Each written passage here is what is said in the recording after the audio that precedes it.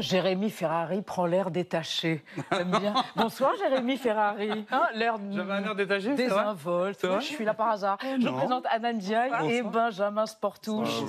Dites donc, on a fait beaucoup de recherches sur vous, comprendre qui vous êtes, d'où vous venez. Né en 85 à Charleville-Mézières, mais vous vous appelez en réalité Jérémy Larzillière. Alors c'est le nom de mon papa et Ferrari c'est le nom de ma maman. Et moi j'ai pris le nom de ma maman. Car on se demandait si ça n'était pas une passion pour Enzo Ferrari et un peu d'autosatisfaction qui vous aurait fait changer de nom. Non, vraiment c'est même mon père qui m'a dit de prendre le nom de ma mère parce que Larzillière, c'est un peu dur à écrire, c'est pas très joli. Donc, et Jérémy Ferrari, ça sonnait tellement évident. Ça roule, quoi. Puis c'est le nom de ma mère, donc c'est quand même un peu mon nom de famille, donc je ne l'ai pas inventé, quoi. Le portrait donc de Jérémy Ferrari, toujours collé par cordon ombilical à sa maman, par Gaël Legras, tout de suite. Et ensuite, on parle de votre film. Charleville-Mézières, noir et social, Rokia, c'est la règle de 3 de Jérémy Ferrari.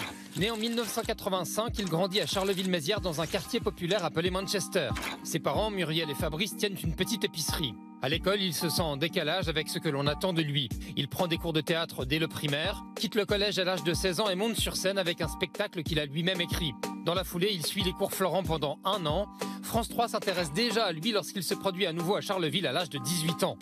D'ailleurs, tu vois, plus je le vois, ce chien, plus je me dis que vous vous ressemblez tous les deux. Mais non, pas physiquement. Vos vies se ressemblent énormément.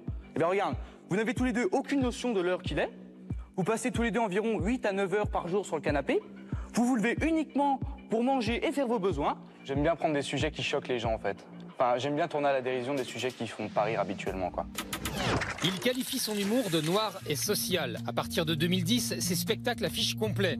En 2016, dans Vent de pièces à Beyrouth, il évoque la guerre et les attentats, peu après ceux de Charlie et du Bataclan. Instinctivement, te sens-tu capable de désarmer un terroriste armé d'une Kalachnikov qui n'a pas peur de mourir, Sébastien? Comment en parler pour arriver à obtenir un rire libérateur? Faut que ça leur fasse du bien, en fait, quand ils rient. Voilà, faut être plus drôle que choquant. Dans son dernier spectacle en date, il aborde l'alcoolisme, maladie dont il a souffert, s'empare de la question de la santé publique et brocarde accessoirement l'homéopathie. Méphitis putorius, c'est de la glande anale de putois. Et c'est recommandé en cas de trouble du comportement. Ou bronchite. Dans Rokia de Saïd Belktibia, il est au casting d'un long métrage pour la première fois. T'as appelé le juge, toi? Je vais lui dire, Camille, tu l'embarques dans tes trucs de marabout, de sorcellerie, de je sais pas quoi, là. Puis ton fils, tu le reverras quand tu auras 18 ans. J'étais terrorisé, avoue-t-il. Ça faisait des années que je demandais de vrais rôles au cinéma. Je voulais montrer que j'en étais capable. Vous terrorisez? Ah, mais à l'idée de jouer dans un long métrage de cinéma avec Golshifteh Farhani? Ouais. C'était vraiment... Même de le réentendre, j'ai l'impression que je vais y retourner. Non, mais parce que c'était le... Vous savez, c'est le truc, vous savez bien... Non, c'est pas bien, on n'est pas acteur, Jérémy Ferrari. Oui, mais vous êtes dans ce métier, vous savez bien comment ça se passe. C'est-à-dire que quand vous êtes humoriste, on vous propose beaucoup des comédies. En plus, moi, c'était pas forcément des comédies qui collaient avec mon univers sur scène, donc ça m'embêtait parce que j'allais traiter des sujets de manière un peu lisse, alors que je les traitais différemment sur scène. Et puis, je savais très bien que si je commençais par des comédies, on n'allait plus me proposer que des comédies. Donc, j'ai pris le risque d'attendre, comme j'ai la chance d'avoir la scène pour vivre. Je me suis dit, tant pis, j'attends et on me proposera peut-être un jour un rôle dur. Ça ne veut pas dire que je vais pas faire de la comédie. D'ailleurs, j'en ai une que je vais tourner en octobre, mais je voulais démarrer par autre chose. Et le maraboutisme en banlieue, sorcellerie, vous connaissez? En fait, c'est Saïd Belktibia, le réalisateur du film, qui est un gars du collectif Courtrajmé, qui est venu me chercher il y a 4-5 ans en me disant « Moi, je veux faire du cinéma avec toi ». Et c'est lui qui m'a fait comprendre ça. Moi, dans mon quartier, là où j'ai grandi, il n'y avait pas forcément de maraboutisme, mais c'était il y a 20 ans maintenant, donc ça a évolué. Et on est parti au Sénégal pour découvrir le maraboutisme au Sénégal, parce qu'on sait qu'il y a énormément de maraboutisme au Sénégal. Et c'était très intéressant, de marabout de manière générale, c'est un truc qui est vraiment très ancré dans la culture sénégalaise. Et donc, il a essayé de m'expliquer la différence, justement, entre ce qui pouvait se passer au Sénégal, ou ailleurs, il y a plein de pays dans le monde où le maraboutisme est très présent, et la manière dont ça se traduisait dans les banlieues. Et c'est ça que j'ai trouvé passionnant, c'est que ce sujet, finalement, on ne le traite pas, alors que c'est extrêmement ancré chez nous. Et bien, désormais, il est traité donc, dans Rokia qui sort demain. Alors, traiter un sujet, en l'occurrence, dans vos spectacles, le dernier, Anesthésie Générale, 400 000 spectateurs en 3 ans de tournée en France, mais vous y allez et vous parlez aussi dans des interviews à la télévision de vos troubles, de vos maux obsessionnels, idéatifs, l'alcoolisme. Vous n'avez aucun tabou pour évoquer tout ce qui vous torture. Comment ça se fait? Vous parlez même de votre tentative de suicide. Vous dites mon suicide était à la hauteur de mon statut social, dernier étage d'un hôtel de ouf. Parce que ça peut paraître étrange, mais pour moi, c'est pas personnel en fait. J'ai pas l'impression d'évoquer quelque chose de personnel. Je sais pas, quelque chose de personnel, ça serait des choses que j'ai vécues dans ma famille. Alors j'en parle un petit peu. Ou votre vie privée. Ou ma vie privée, des choses autres encore. Mais pour moi, ça, en fait, à partir du moment où on décide de l'assumer, de se dire c'est une maladie, donc je ne suis pas responsable de ça, je pense que c'est bien de le dire. Parce que une grande partie. Le problème des maladies invisibles, c'est qu'elles ne se voient pas. Donc si la personne qui est atteinte n'ose pas en parler, c'est 99% des gens qui ont ce genre de problème, ils n'osent pas en parler, alors il n'y a rien qui se passe. Donc je me suis dit, moi j'ai quand même plein de cartes dans mon jeu, plein de cartes que d'autres n'ont pas et qui sont atteints des mêmes troubles. Donc je pense que quand on a ce genre de cartes, on a aussi une espèce de responsabilité. Quand la vie vous donne, il faut essayer de rendre un peu quand même. Alors si ça passe par exposer, ben voilà, j'ai voulu me suicider, j'ai fait ci, j'ai fait ça, je le raconte. Et dont acte. Et alors, comme pour le film, vous vous documentez beaucoup pour vos spectacles, et d'ailleurs vos sources sont accessibles, vous les mettez, on est allé voir sur votre site internet. Alors, on s'est dit que vous étiez fait pour être journaliste, pas humoriste. En fait, je suis aidé. Pour notre place. Non, mais je suis très aidé. Je suis très aidé sur mes sources. J'ai Michael Dion, mon associé, qui m'aide, etc. On travaille. Inès aussi, qui travaille avec. Et c'est quoi l'idée? Pardon, c'est la hantise de l'imposture? C'est pour ça que vous allez aussi autant au fond des choses? Non, c'est parce anime en fait, moi, au départ, quand j'ai écrit mon premier spectacle, c'était sur la religion. Parce que j'avais lu, mais vraiment pour ma culture personnelle, j'avais lu la Bible, le Coran, la Torah, et alors j'avais envie d'en parler sur scène. Je trouvais ça intéressant. Et en fait, j'ai remarqué l'impact de la vérité sur les gens. Et je me suis dit, putain, il faut que je continue ça. Et dans une époque où il y a tellement d'informations, de surinformations, de désinformations, il y a tellement... En fait, les gens sont gavés d'informations en permanence. La promesse que je dois faire aux gens, c'est d'avoir travaillé mes sources.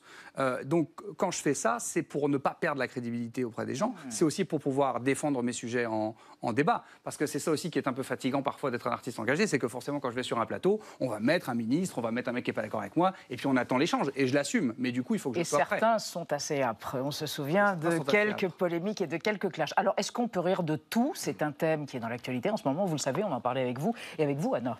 Oui, vous connaissez certainement l'humoriste Guillaume Meurice. Eh bien, il est convoqué ce jeudi par la direction de Radio France qui, a priori, pourrait lui signifier son licenciement. Pourquoi? Car le 28 avril, il a réitéré ses propos polémiques contre Benyamin Netanyahou, le Premier ministre israélien, parce que 6 mois plus tôt, il avait fait cette première blague où il le qualifiait de nazi sans prépuce.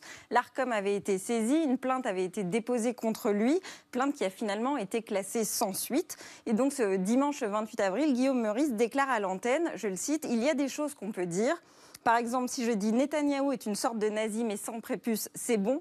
Le procureur, il a dit c'est bon. Mais sauf que pour Radio France, eh bien, ça ne passe pas, ce n'est pas bon du tout et il est donc suspendu de l'antenne depuis le 2 mai. Vous, Jérémy Ferrari, vous estimez qu'il est allé trop loin, par exemple, avec cette blague? Ah non, pas du tout. Et puis surtout, on ne juge pas les collègues. Je suis personne pour aller dire à Guillaume Meurice, tu t'arrêtes là, tu t'arrêtes là. C'est à chacun de savoir où est sa limite et jusqu'où il peut aller. La liberté d'expression, c'est un immense débat. Ce que je veux dire, c'est que, vous savez, on a tendance, par exemple, à dire qu'avant, c'était mieux, avant qu'on pouvait dire plus de choses. C'est totalement faux. Renaud avait ses chansons censurées à la radio. Coluche s'est fait virer d'RMC, s'est fait virer d'Europe 1. Donc, c'est pas vrai. De la censure, il y en a toujours eu. Il y en a partout. Et il y en a un petit peu partout. Et tout le monde peut être plus ou moins touché par la censure. Après, ce qu'il ne faut pas, c'est faire des généralités. Ce que je veux dire, c'est que la censure, elle peut venir de n'importe où. Imaginons ce plateau, demain je travaille ici, ça peut venir de vous, ça peut venir de vous, ça peut venir du rédacteur en chef, ça peut venir du directeur de la chaîne, ça peut venir de n'importe qui. Moi, j'ai travaillé un peu partout. Moi, j'ai la chance, pour le moment en tout cas, de n'être... je ne me suis jamais fait couper. Mais parce que j'ai imposé aussi des choses. J'ai dit, si vous me coupez une fois, je pars. Donc j'ai réussi à l'imposer, mais je sais que ça n'existe pas partout. Et c'est finalement, on le voit. C'est-à-dire que France Inter, qui s'est plutôt toujours targué d'avoir une grande liberté d'expression, bah, finalement, là, va certainement licencier un humoriste. Alors vous allez monter votre école du rire, mais là on s'est dit, mais vraiment, ça s'apprend, ça peut s'apprendre l'humour? Non. Ah bah alors, bien sûr que non. Ça peut, Les arts, oui. École supérieure de l'art du rire. Avec la Scala. On n'apprend pas à être drôle. Oui. On forme les gens qui le sont déjà et qui ont envie de se former. Vous savez, D'abord, il y a des bases quand même qui sont juste du théâtre. C'est-à-dire que cette école, c'est des cours de théâtre, des cours d'écriture, des cours d'improvisation, des cours de travail sur le corps, des cours de débat et rhétorique, par exemple, c'est intéressant, parce qu'il n'y en a pas dans les écoles de théâtre, je trouvais que c'était intéressant, des cours de sport, etc. L'idée, c'est de prendre des gens qui ont envie de travailler, de se spécialiser dans l'humour. Mais ça peut très bien être des humoristes, comme des auteurs, comme des comédiens. Je veux dire, prenons quelqu'un, je sais pas, comme Josiane Balasco, elle n'a pas fait, je crois, peut-être je dis une bêtise, mais je crois que Josiane Balasco n'a pas fait de seul en scène, mais elle est très très drôle à l'écran. Donc l'idée, c'est de prendre des gens qui ont envie de se spécialiser dans l'humour. Mais Jérémy Ferrari, vous allez former la relève de l'humour et vous allez former ceux qui vont vous envoyer au tapis et pour ringardise.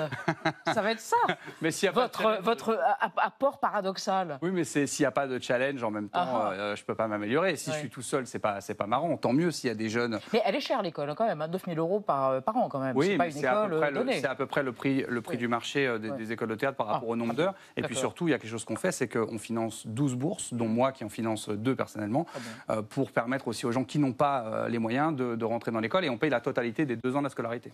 Maintenant, il paraît, c'est vous qui l'avez dit, que vous étiez obsédé par votre hygiène de vie, c'est-à-dire l'obsession s'est transférée ailleurs, et vous êtes toujours atteint par tous ces troubles. Oui, bien alors après, de toute façon, les maladies invisibles, rares sont celles qui se guérissent totalement. On apprend à vivre avec, à les maîtriser.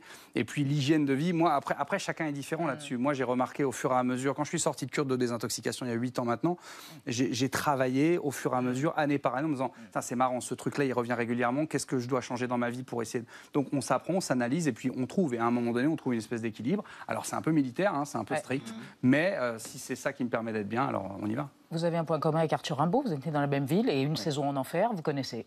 Oui, je connais. C'est par là. Et voilà. Merci Jérémy Ferrari. Merci à vous. Merci d'être venu sur Arte dans 28 minutes. Merci à vous. Le film Rokia, c'est demain sur les écrans.